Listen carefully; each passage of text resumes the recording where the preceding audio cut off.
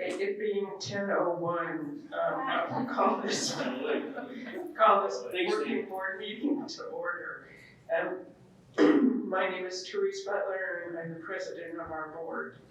And I'll let each of the other board members introduce themselves. Chuck, let's go ahead and start with you. I think Joey can go. Chuck Hill, secretary. Don Grimm, board member. Dan Leininger, vice president, unit 40. Mark Eckert, director. Campbell Cheney, new director. Joyce Howard, treasurer. Jerry McDonald, executive director. Diane Florence, recording secretary. And the heartbeat of our organization. Thank you so much. Okay, the primary reason for calling a working meeting, is because of the vacancy that was established on the board by the resignation of Joe Ryman, who is moving back to Ohio. And so we'd like to welcome Campbell Cheney as our new director. And because of the vacancies, some different offices on the board have been open, and this meeting is primarily to adjust the board's roles and responsibilities for each individual director. So I'll begin with a discussion regarding the vacancies that were on the board. To begin with, Joe Ryman was senior vice president, and so that position was.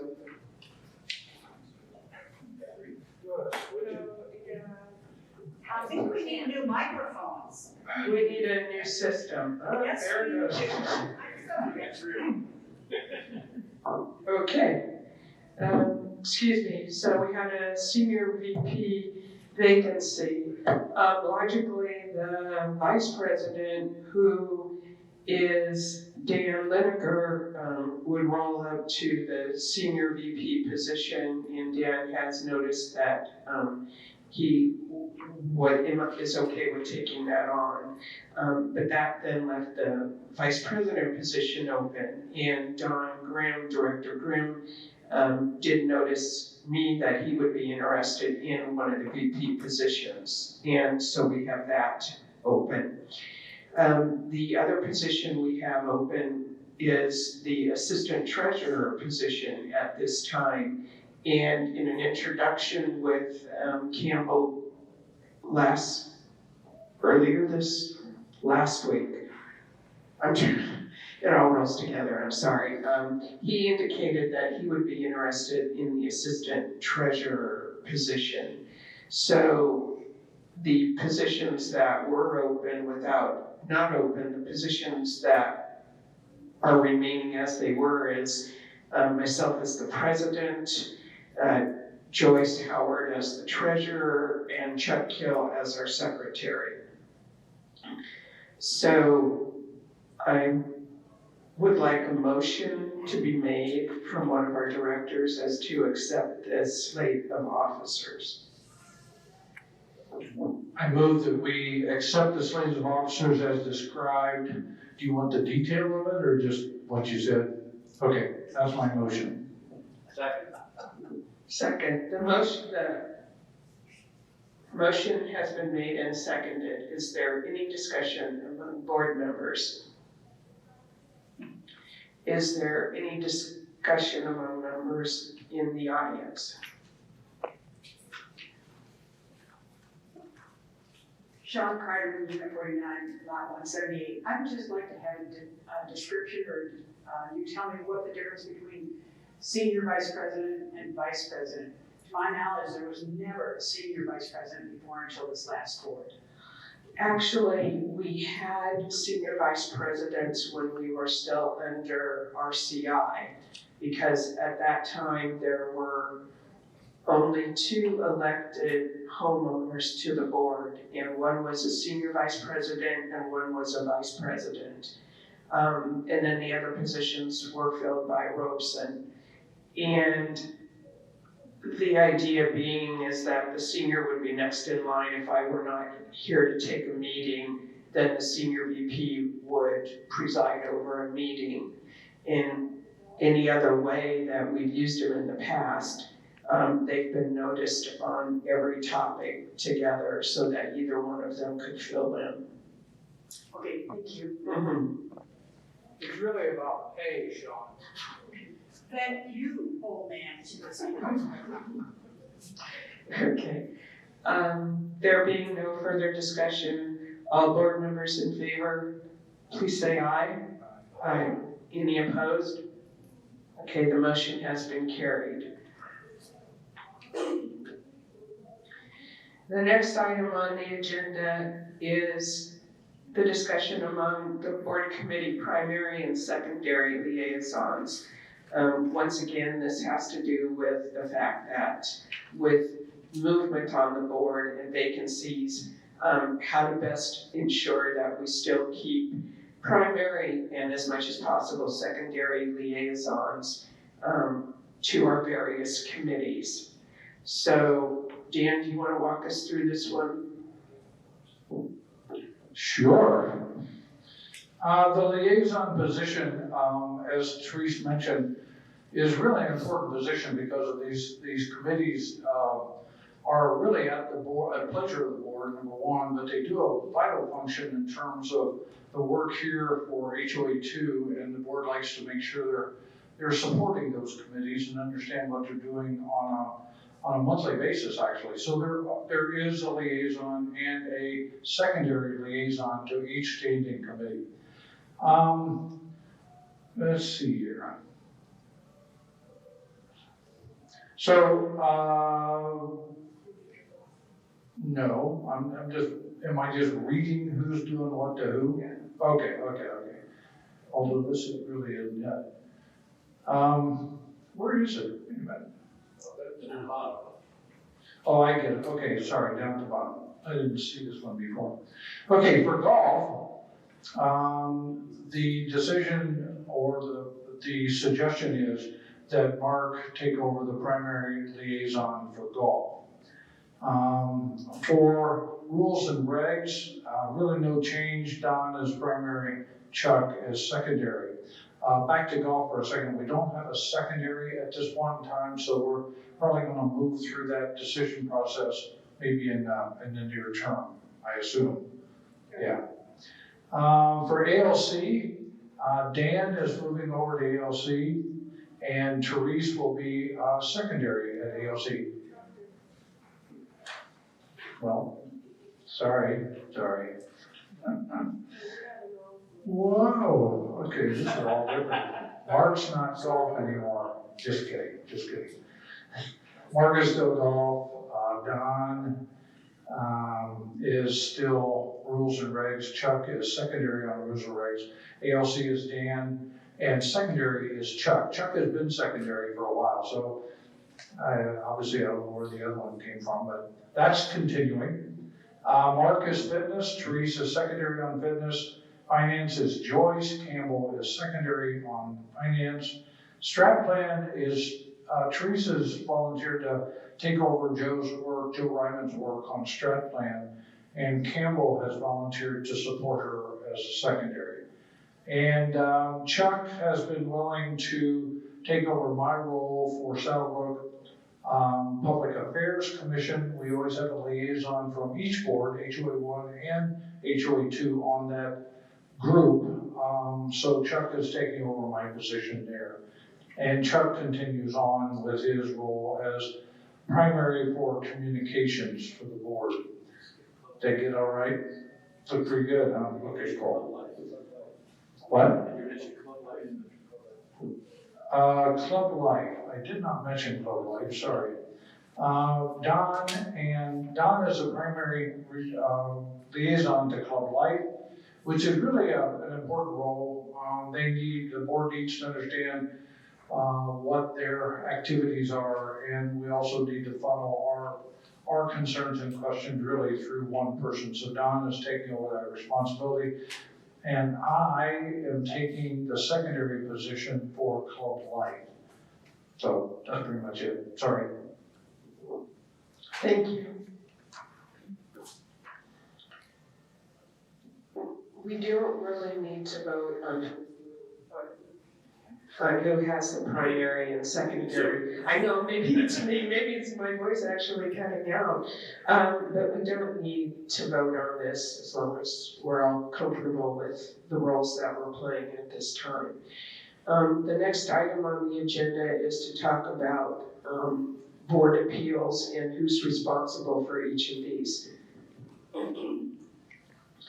So the board hears various types of appeals depending upon the subject matter.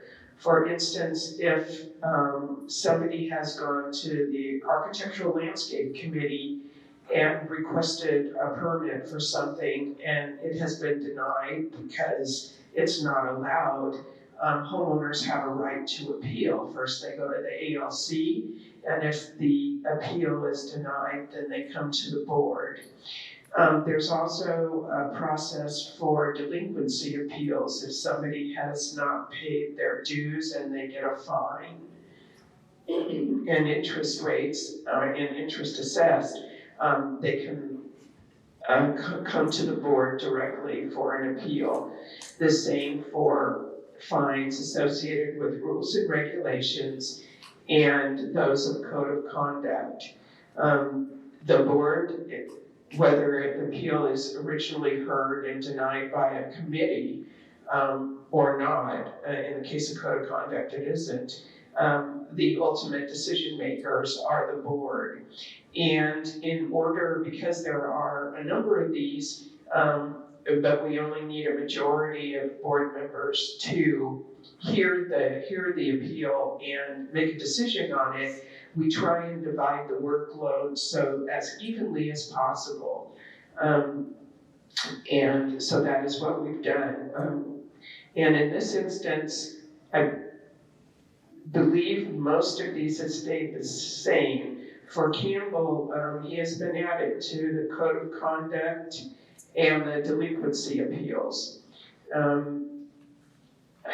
I think that's the only change. Does anybody see any other changes?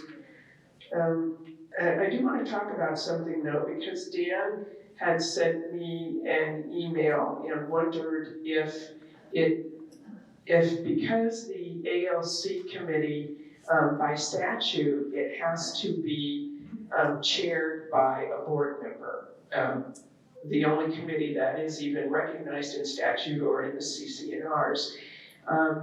And so he was wondering if the board members who are the primary and secondary liaisons, in essence, what we have is we have our primary is generally the co-chair of the committee along with one of our residents who is not a board member. However, when the appeals are being heard by the committee, the board members don't hear or vote on those appeals.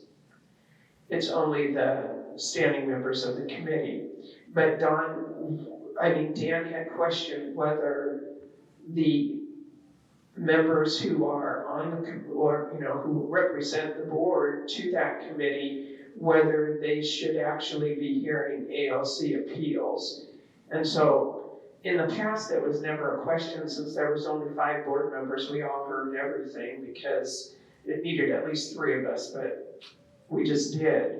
And so I'm kind of going to pose that question to the rest of the board if you think there's a conflict there or not. Well, if the board members that are on the ALC do not vote for the original issue, what difference does it make? Do you think they should be able to vote when they're voting as a board member? I mean, I don't have a problem with it, but I just wanted to hear what other board members felt. Yeah, I guess I don't see you right. I mean, any of the board liaisons don't have voting on any of the committees. They're simply a liaison to be there to listen to what's going on and inform the board and answer any questions. So I guess the two people that are liaisons would have all the information because they've heard about it. So in that respect, I think that's an advantage. So I guess I don't really have discomfort with having the way we've had now. So.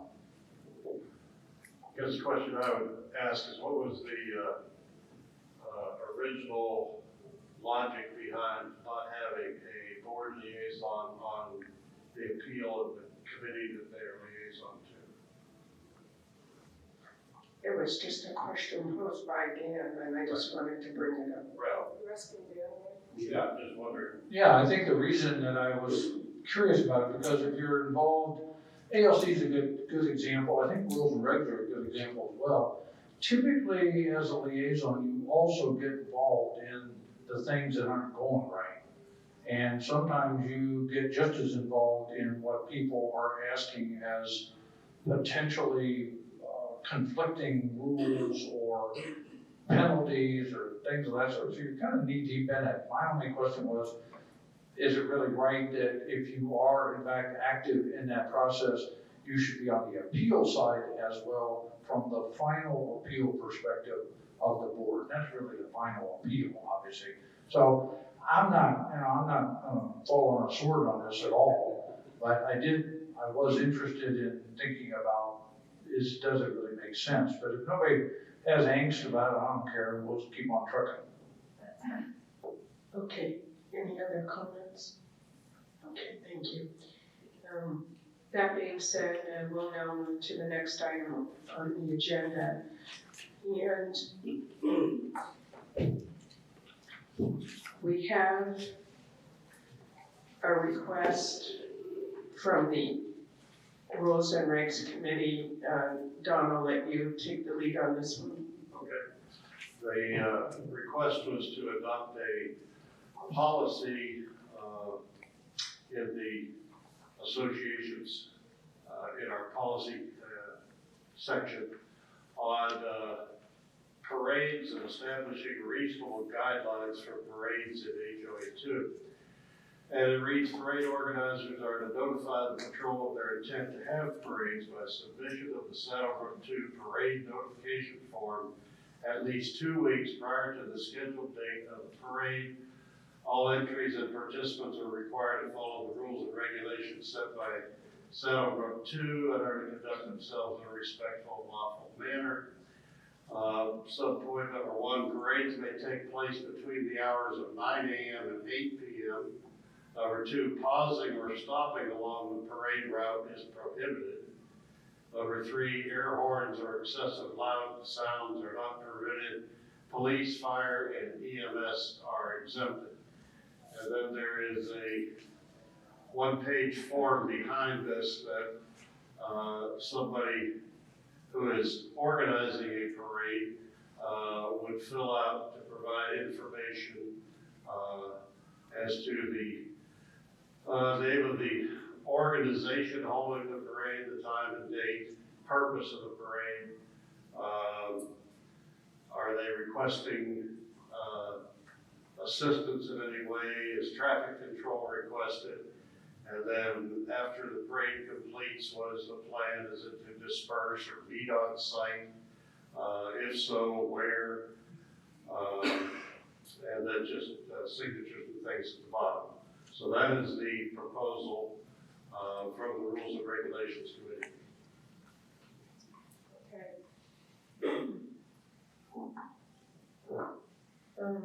I'm wondering if I can hear from Kim. Kim, can you talk us, because you were involved in this development too, or not, from patrol perspective? Yes. There's light.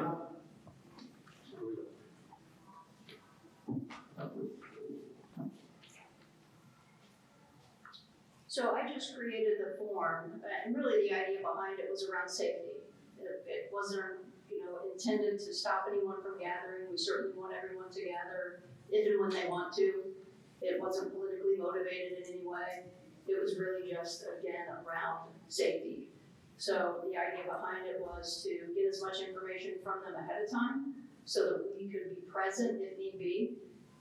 If we could provide some information to food and beverage, for example, if that's where the parade, if you will, would end up.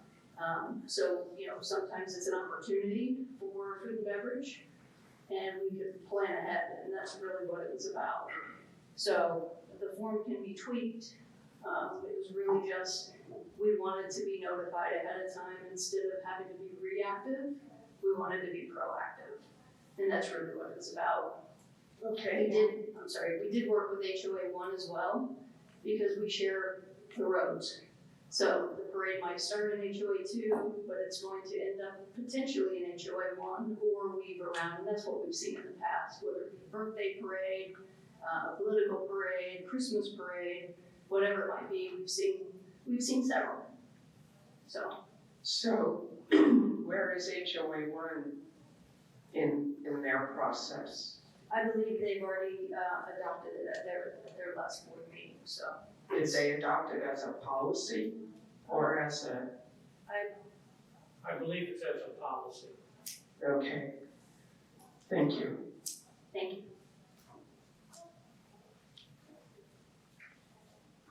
Are there any, I'd like to discuss this as a board. Yeah, I had a couple questions.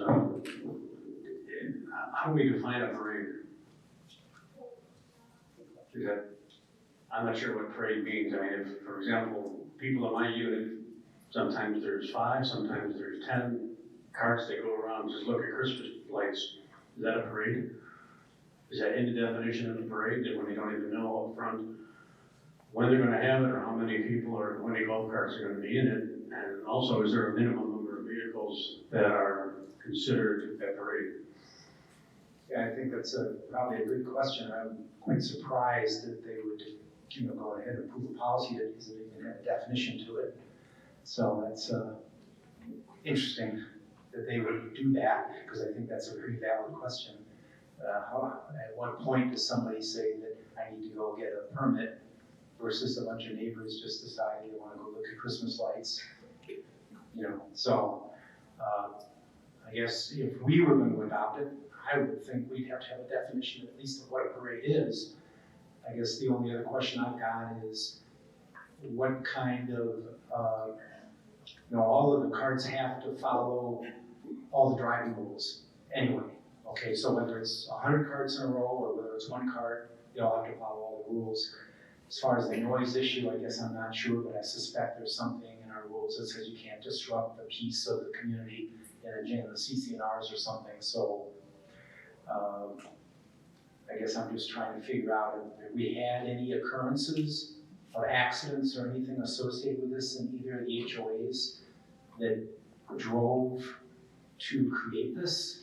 Is this solving a problem that we know we have, or is it just an idea of something that we think we want to do, I guess? It's the reason for the new policy. I guess Kim's the only one. Kim, is there any knowledge of accidents where people have been hurt or there's been vehicles damaged because somebody didn't follow a traffic law and went across the road when they're part of a parade and got hit, or? Accidents, no. Complaints, yes. Okay, complaints from a noise standpoint, I assume, or from a traffic standpoint? Noise and safety, for sure.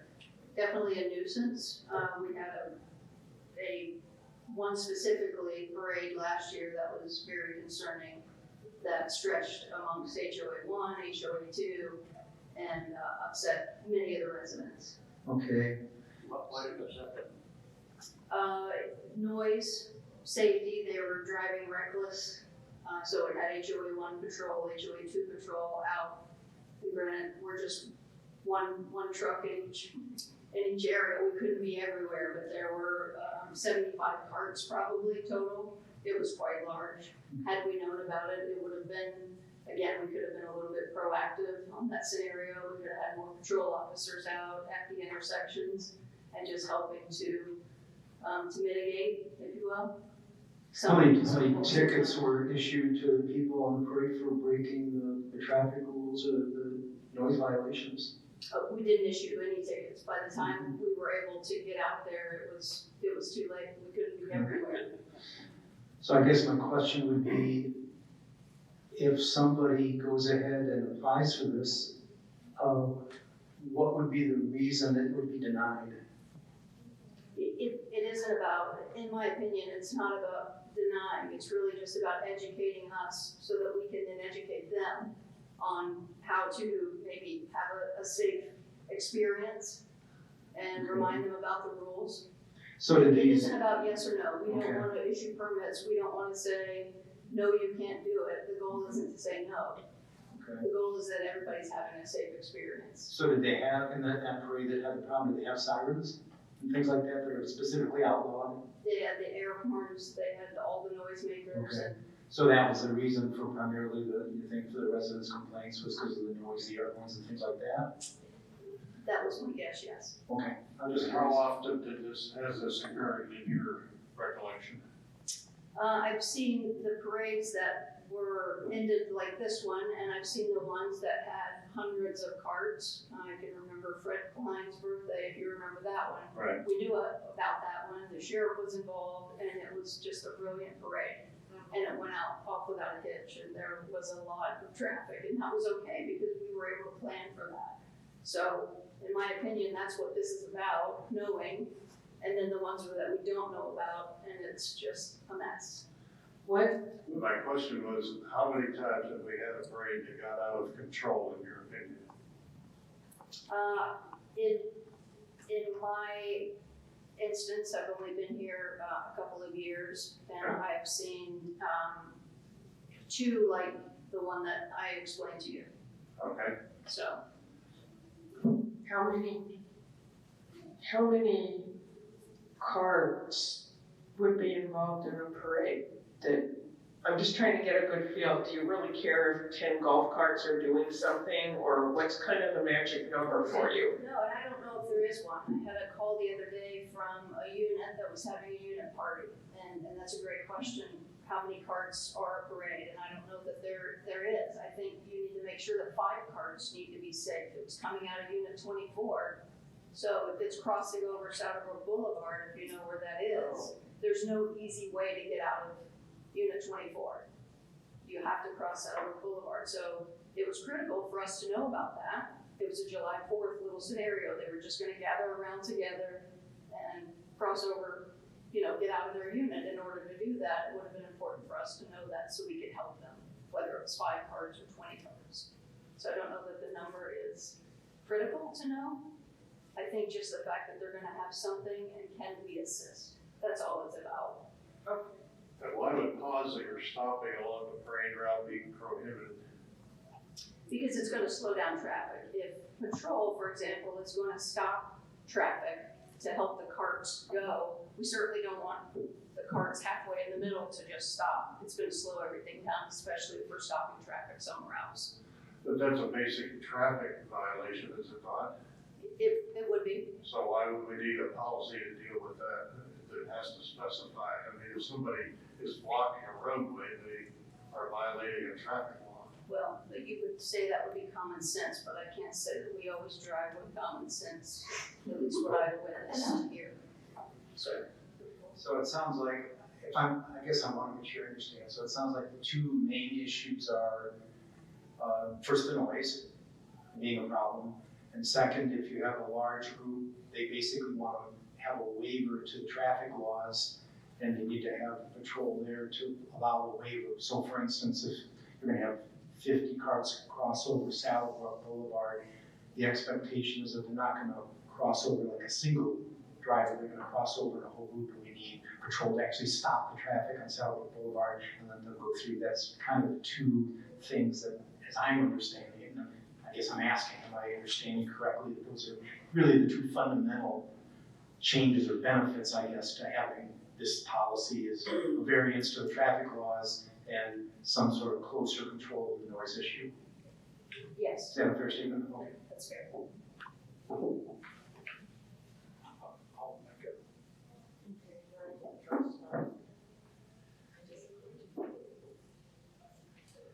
The other question I would have is, it says air horns, we know what an air horn looks like, but then it defines excessive loud sounds. Who's gonna define what excessive loud sound is?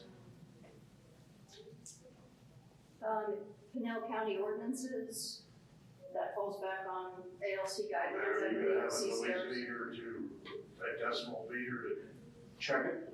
I'll have that in my back pocket. I just want to say that, to me, regardless of all these points, which are all good points, this just doesn't rise to the level of being a policy. Right. Policy should be covering broad areas like, from the finance perspective, who can approve purchases and that kind of thing.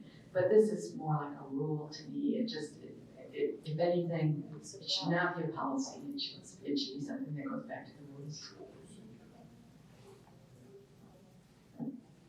So, yeah, again, I think this is more of a procedure than a policy.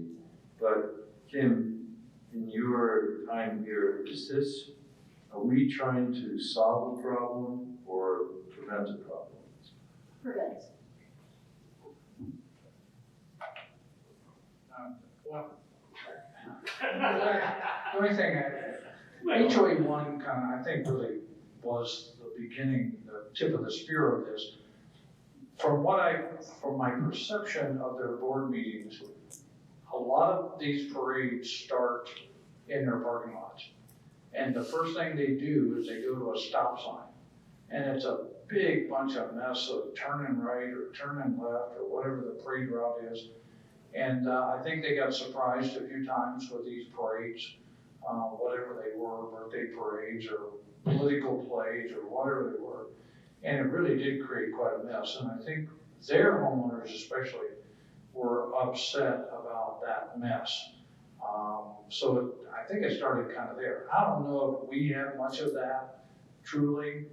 I don't know. So I can't say. It seems like an easy thing, but I agree with Joyce. I don't think this rises to the level of policy. So we want to think about it in the rules and regs side of it. Maybe that's something different. But anyway, that's my opinion.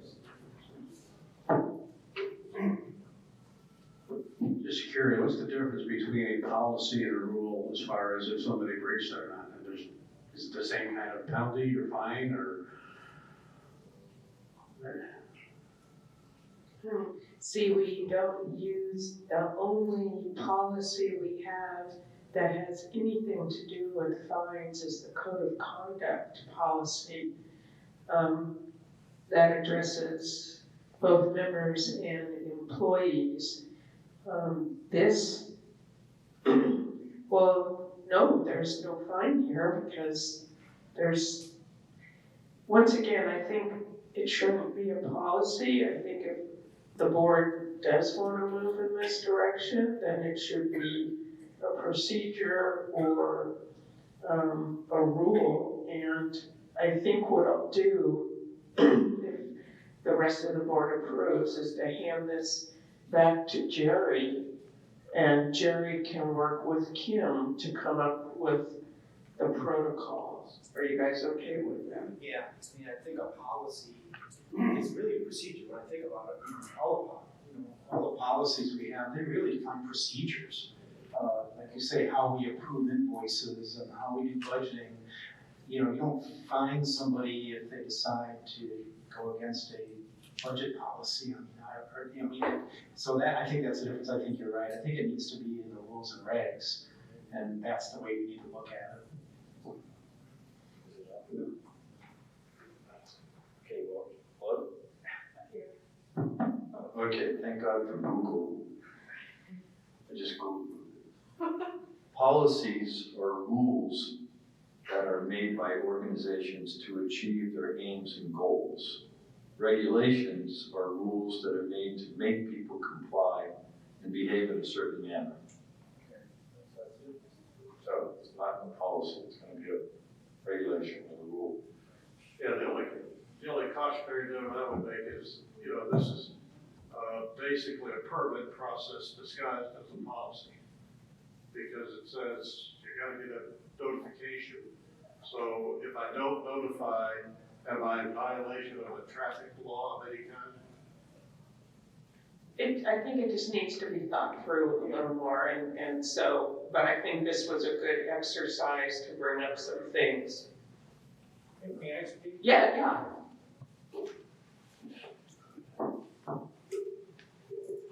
Dick Schrader, Unit 49, Lot 9. I'm also chair of the Rules and Regs Committee.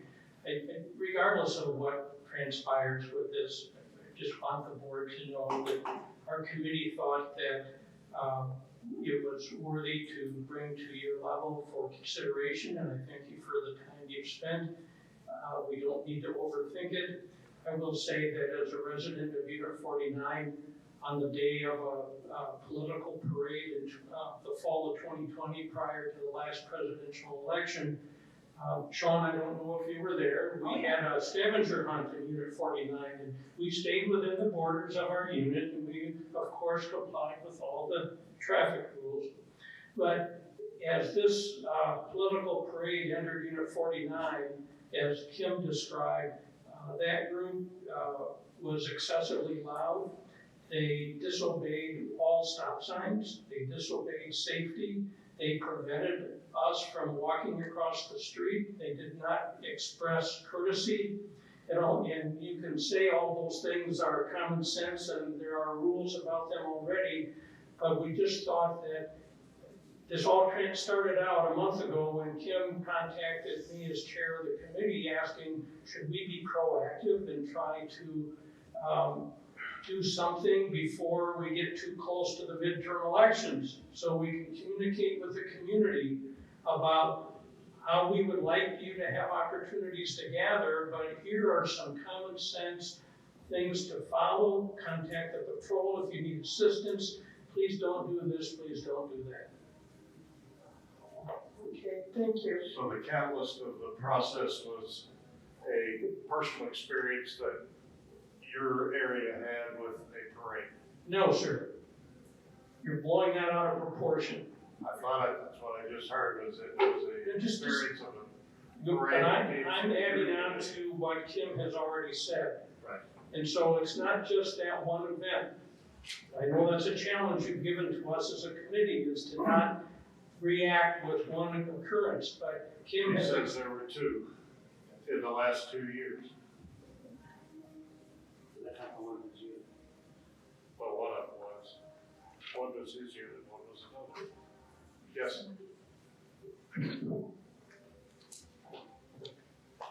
I just wanted to add, when you define parade, make sure you consider bicycles, because we have groups of bicyclists that go, and as well as we may in the future have walkathons or run-a-thons, race for the cure, whatever, which would also be considered in your definition.